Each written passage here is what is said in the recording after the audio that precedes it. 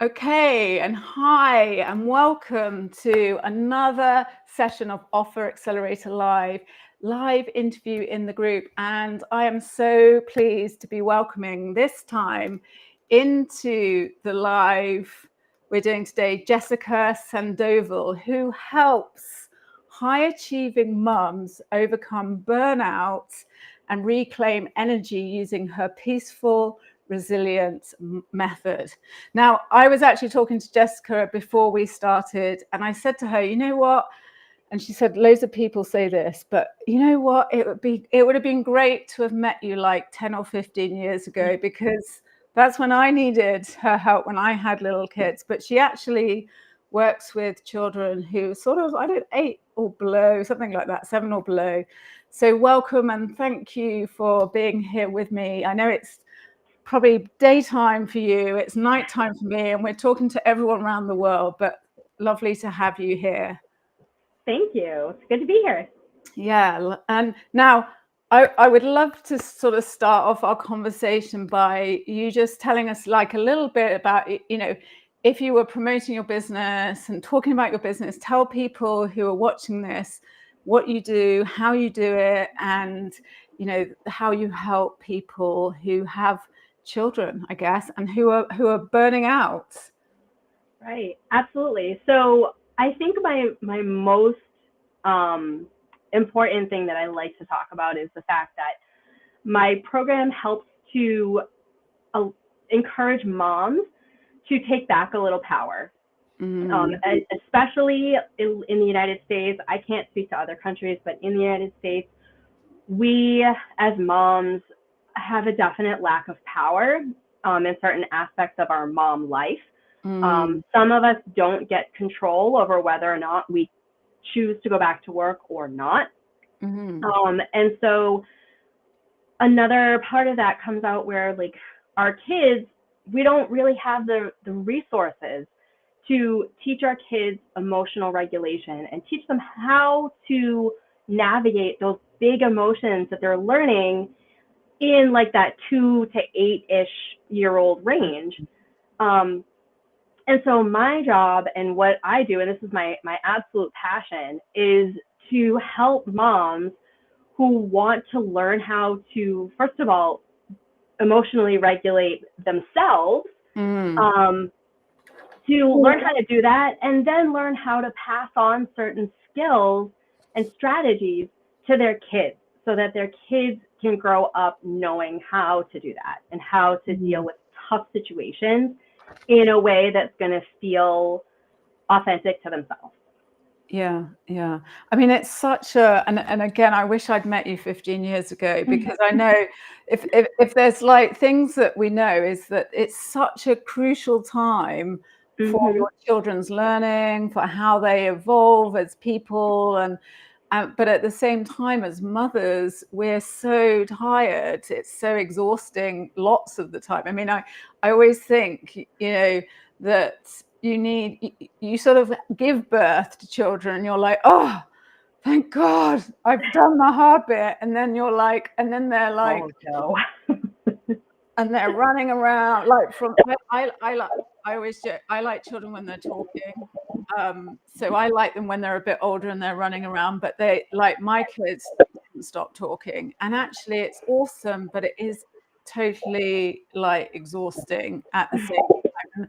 And I just think I was working full time a lot of the time when I had small children as well. So you have to sort of flip between the two. And as you said in your introduction, you don't necessarily, you're not focused on yourself, are you? You're not focused on yourself because you're dealing with the kids all the time, right? 100%. And I know for a lot of us, at least here in the United States, we've done a lot of movement towards remote work.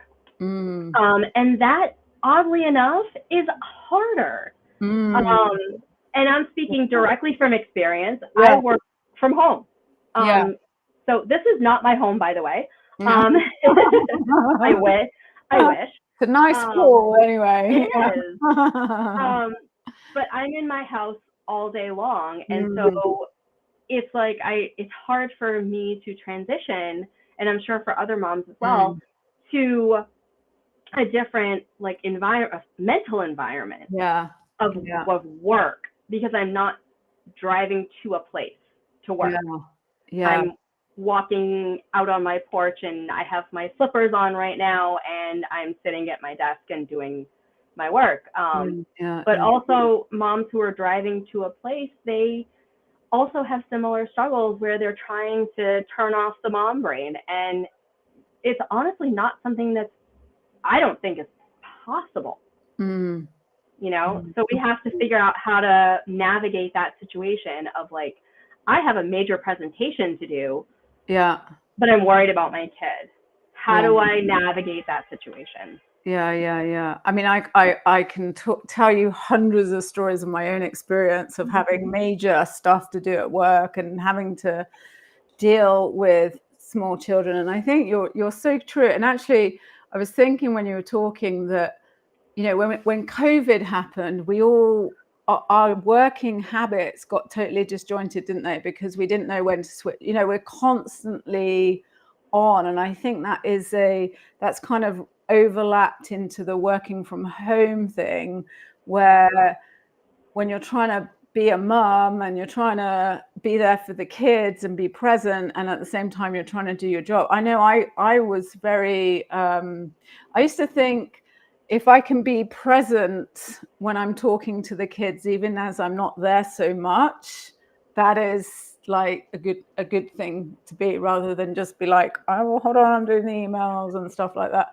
Yeah. And I can and I'm talking about myself, but I can remember I'd get home from work when I was before lockdown, and I remember I used to sit outside my front door, and I was so tired that I just needed 15 minutes to sit quietly before I walked in the door, where the kids would be like, blah, blah, blah, blah, blah, blah, blah, blah, blah, blah, blah. So I know burnout is your big thing. So how do you help mums who are sort of feeling that burnout, either because of having kids, which is a full-time job, or doing both, or, you know, just generally feeling really exhausted? So you actually touched on a couple of really important things that I work directly with moms on. And one of those is boundaries, and like being able to set and maintain boundaries. So I help moms kind of figure out that boundary that's going to work for them. So, you know, I personally speaking, my day is done at 3:30 p.m. I'm a teacher. I work online. So I get to close my computer at 3:30. And I refuse to check emails, answer phone calls, even open my computer unless I'm doing something related to my business. And that's my boundary. And I help moms kind of navigate setting up that boundary for themselves, because that boundary is going to be different depending on what to do, obviously. Sure. And then that kind of bleeds into the ability to be more present.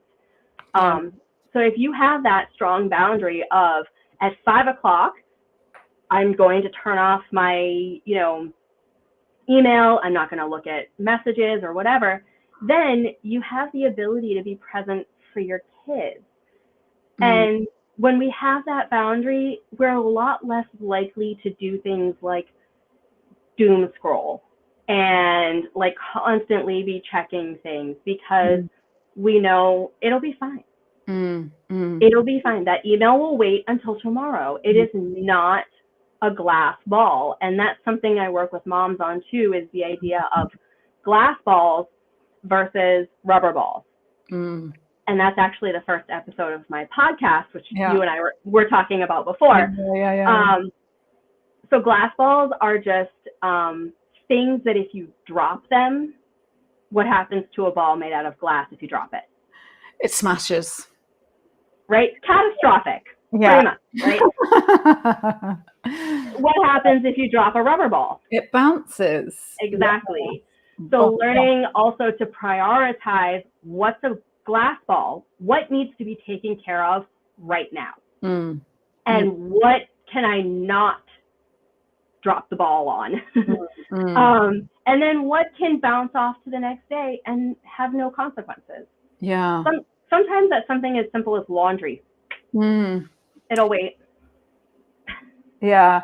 I mean, I think that it's such a good way to think about and try and prioritize, because I think one of the things I certainly felt is just the, you know, that feeling of overwhelm. You know, you're tired, you're overwhelmed, you've got everything coming at you from every direct.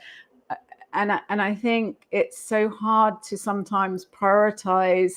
You feel pressure from work because everyone feels like, you know, you need to be answering everything all the time. And I think that is a result of COVID, actually. I think COVID really kind of brought some of that behavior, certainly in the industries that I was working in. And just being able to let things go. And as you say, just putting some boundaries in place so that you're not, you know, getting stressed out about everything, I guess. Right.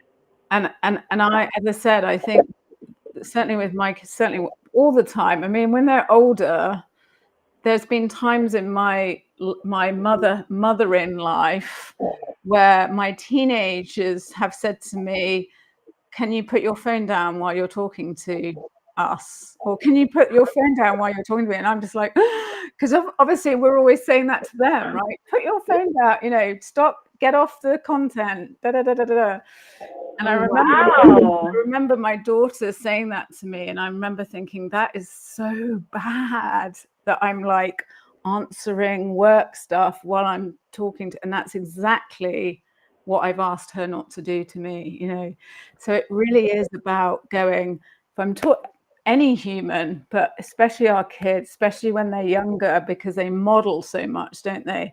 That you're like, I'm not gonna, you know, I'm giving you 100% of my attention, and I'm not, you know, I don't know about you, Jessica, but I certainly in London, I go into restaurants and I'm like, you sit there and you see families and like everyone's on their mobiles, and I'm just like, why are you even in the restaurant having dinner? You know what I mean? Yeah. And the kids are on, nobody's talking. Yeah, I'm sort of guilty of that too sometimes. I'm not perfect. Yeah. I'm not perfect. Yeah.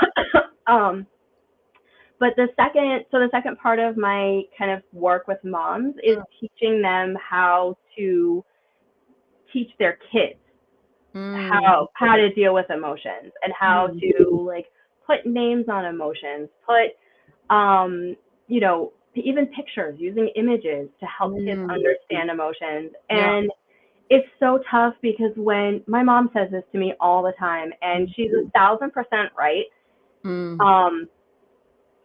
kids don't come with a manual. And this is what whoever they is, this is what they mean.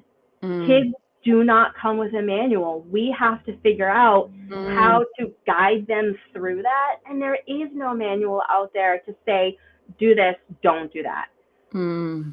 So that's kind of my, like, going back to talking about power, like that's kind of my mission, is to help empower moms to teach their kids these skills that they're going to need for the rest of their lives, so that they can grow up to do things like say, hey, mom, can you put the phone down when you're talking? Yeah. That is so amazing though, Laura. Like, I know it probably didn't feel good at the time, but I didn't know. It's so awesome that your daughter was able, that she felt safe enough to say that. Yeah. So kudos to you. Thank you. You did that. Now. Yeah. You did that. You did that. You gave her the space to be able to say that and not be concerned that you were going to like yell at her or you know, hit her or like take the phone away, that kind of thing. Like you gave her that space, and that's what kids need. I think I love thank you, number one, for making me feel better about that, because I did feel pretty bad at the time. I was like, ooh, that's really and I'm such a massive believer, and I was when my children were younger, is that, you know, how much influence you have on them, whether that's positive or negative, and, you know, being really clear about some of the kind of messages that you want them to grow up with. I mean, and sort of values, I guess, isn't it? It's values. And I think I always wanted to give them my attention when I was with them, right? Whatever, you know, and be interested in what they had to say, because then, you know, you sort of they evolve into interested people. And I think, again, everyone's so busy. We're all so busy all of the time that just being able to connect, I think, with your kids, even when they're 2 years old, 3 years old. I always sort of had this view that they're kind of 18-year-olds. They just don't have the vocab in them to communicate, but they know what's going on. They're picking everything up. They're sort of understanding, you know, everything around them. So it's so important to kind of influence them so that they, you know, evolve into nice, happy kids, right? Happy. Yeah, that's right. And it's tough. It's you know, it's really tough. And I think, as you say, that sort of setting boundaries, and it'd be interesting to know sort of some of the kind of stories you've had working with clients, and sort of what changes have you seen, I guess, because it's easier to see the changes from the outside, right? So what are some of the kind of changes you've seen from families that you've worked with and kids that you've worked with, sort of by setting up some of these boundaries and sort of adding in some of this stuff that you help people with? Sure. So I think one example I can really think of is a mom that I'm working with who also works from home. And she struggles a little bit because she has a really young kid who demands a lot of attention. And because, you know, the little ones usually do. It's just who they are. And she's been able to kind of work on setting boundaries in terms of her own schedule. So like changing her schedule, which she has the flexibility to do because she works from home, so that she gets some one-on-one time in with her kid. And then because she gets that connection with him, she can work on stuff that she needs to work on. So I've seen moms like increase their productivity at home. I've seen moms increase their ability to kind of roll with the punches when something happens at work that is unexpected. I've also seen moms actually be able to say, I have a tendency to yell at my kid or my kids, and I want to do something different. And that in and of itself is such a huge thing for me to witness. And it's such an honor for me to witness that, because it takes so much to admit out loud to someone you don't really know that this is how you're handling it. And look for that kind of lifeboat and say, like, I want to do something different. And that's it's such an honor for me to witness as a mom myself, and as a former, actually returning to be a therapist. That journey it's such a huge thing to witness. Yeah.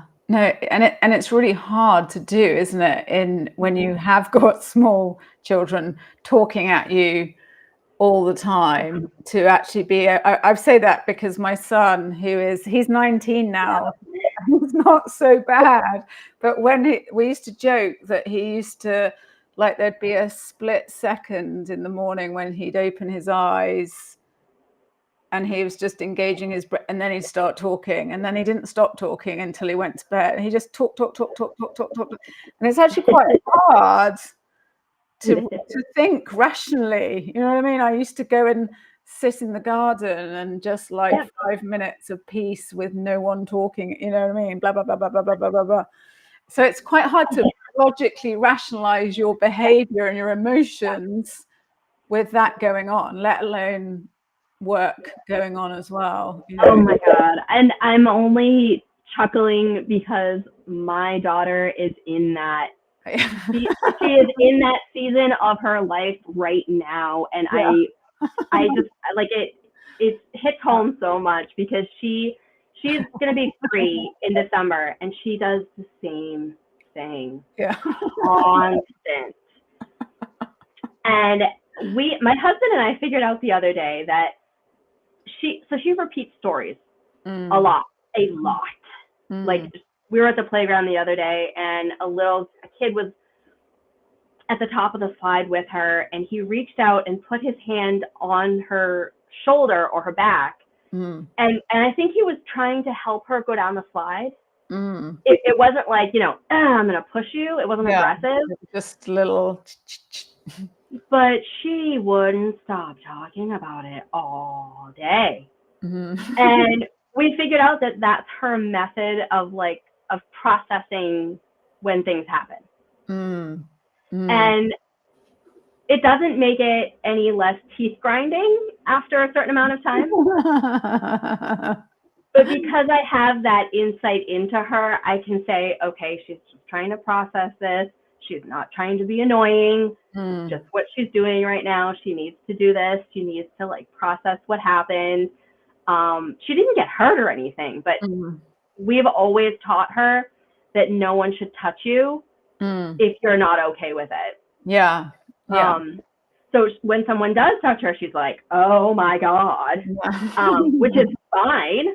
But I think also having that insight into your kids gives you the opportunity to take a step back and breathe when they're talking constantly. And you're just like, if you keep talking, I'm going to leave you by the side of the road.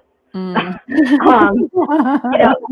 I think the idea of going out into the garden and just taking 5 minutes to yourself is such a fabulous strategy to do. And just set them up with a TV show or a game or something and just go outside and just say, I need to breathe. I think that's perfect. I have to confess, because you're making me sound like a really good mom, and I'm not. I think, everyone like your mother said, there are books, but there's no real book to your child. And actually, I'll tell you, I'll be completely honest. And actually, the reason I used to do that was because there was one, and I think all parents get to this stage at some point because of, just the constant. And there was a point where I was very close to sort of losing my cool. Yeah. And at that time, my husband then, who's an ex-husband now, he was like, I think you should go and have a walk in the garden. And I remember walking in the garden thinking, oh my God, I nearly threw my son across the room. That was that close. And actually, interesting, it's funny how the brain works, because at that point, and I didn't hurt my son, and I never have hurt my son, but actually something in my brain flipped or clicked, so that at any other point after that, even now when they're older, when my temper rose, something in me just clicked and I suddenly calmed down, because it so frightened me that I was going to do something awful that it had, the longevity of it was that actually it made me calm down when I felt myself, getting cross. So that was a strategy that I would use, is just walk away. They'll be fine. They can watch that and breathe. And I think you do need to do that, don't you? You absolutely need to do that. Absolutely. It's so important. And even if you go into the bathroom and shut the door and sit on the floor for a minute, just enough time to just breathe and come back into yourself. And it is very important. And that's, also part of what I teach moms to do, is to kind of identify some strategies strategies for figuring out, like, when things get rough like that, is figuring out what your toolbox is. What is your strategy, your like go-to of strategies to just relax, to calm yourself down in the moment. And I've got a treasure trove of those, because I have been a mental health clinician. I have a master's in counseling and psychotherapy. Right. And so I have like tons of different techniques that I use with moms. And some of them are as simple as like just the deep breathing. And some of them are a little bit more involved, depending on like what they need and what works for them. So I guess that's why you got into what you do. So you're a teacher so you've got like, you're like multitasking around the clock, aren't you? You're like teacher in the day. You've got your own business in the evening. You've got your 2-year-old who, and by the way, just as a warning, my 19-year-old son still talks a lot. So I think that's a signal. Not as much, but he still talks a lot. And he's like, yeah. So I'm not sure that's just the 2-year-old thing. I think that's personality. They all talk as well. But anyway, you've got loads going on. So you're kind of like the master of being able to handle it all. So we're all sort of like that magic toolbox that you've got has obviously got some awesome things in it to really be able to do all of that. And I guess I'd love to know why you sort of first got started. Was it just like the natural thing to do with everything what was the trigger in setting up the business? Actually, it was not a natural progression, I think, at all. I was in a position a couple of years, maybe about 2 years ago, where I looked at my paycheck and looked at my bank account and realized that there was something wrong. I was not making enough money. We were really struggling. We still are, honestly, to make ends meet. Right now, living in the United States, especially in the Northeast, I'm from Boston. It is incredibly expensive. And so I thought to myself, I got to do something different. I got to like find another way to make some money on the side. I tried a few things. They didn't really go anywhere. And then I kind of stumbled onto the idea of coaching. And that made sense to me because of my experience as a teacher and my experience as a mental health clinician. But then I had to figure out, well, what am I going to coach? I don't know. I don't know. Right? And that was around the time I had my daughter. I was diagnosed with postpartum depression and postpartum anxiety. And that's when I really realized that there was nothing out there for us. I wanted something that would be not therapy, because I really wanted somebody to say, like, to kind of kick my butt. Honestly, like, I wanted someone to just be like, no, this is what we're going to do. I'm going to check in with you next week and see how it goes. I wanted that kind of kick in the pants. I also wanted someone who was going to be like a cheerleader too, and say like, oh, you're doing awesome. Like, let's try this instead. And it's a little different than the relationship with a therapist. And so I just drew on my experience and realized as my daughter was getting older, I didn't really know a whole lot about teaching her those emotional things. And so I just kind of drew on my experience and said, you know what, this is a thing that needs to happen. I looked at, some pretty awful statistics in the US about motherhood mortality rates. Gosh. Due to, and I'm going to use the word, I hope Facebook doesn't completely throw me off, but due to suicide. And I realized that there was a problem. Heartbreaking. It is. And I mean, sorry, Facebook, if you don't like this, but the algorithm does not like when we use that word. I hadn't used it so much. I hadn't noticed. So carry on. I think it's important to talk about. I'm a firm believer in the fact that if we stop saying a word, we give it more power. Yeah, kind of like Voldemort. Not that I'm equating suicide to Voldemort. Yeah. But when we like use euphemisms and flowery language for something, we kind of give it more power than it should have. And when we say the thing and say the word, we kind of take some of that power back. And we shed that light on it to make sure that other people know exactly what we're talking about. I mean, I didn't even know we weren't allowed to say that word, but I think it's so important. It depends. It depends on like what platform you're on. Some platforms like TikTok you can't use it, and people have to like say like unalive. That's where the whole unalive thing came from. I don't know if you're familiar with that, but there was a whole thing about like when people were talking about it in their videos, they would say like unalive instead of like suicide or something like that. And they were doing that because the platform would, kind of shadow ban them basically for saying it. I think, at the end of the day, whatever social platforms are doing or not doing, I think the issue is that being a mother with small kids can be incredibly lonely, challenging, exhausting.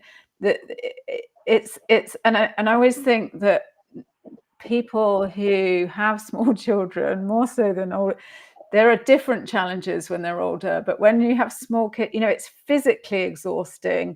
You don't necessarily get the sleep that you want.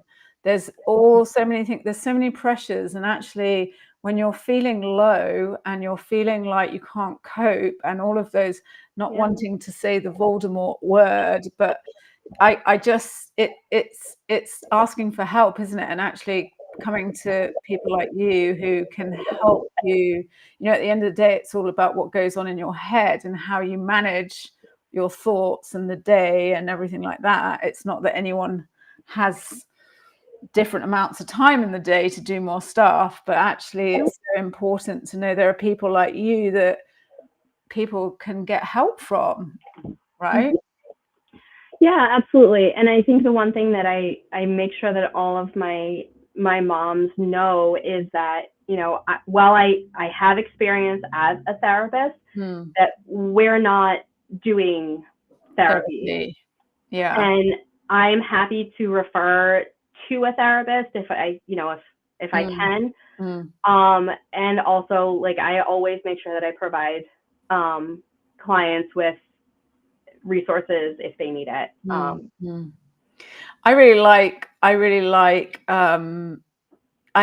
mean, obviously when therapy is required, but I like the focus on taking the action and taking the steps.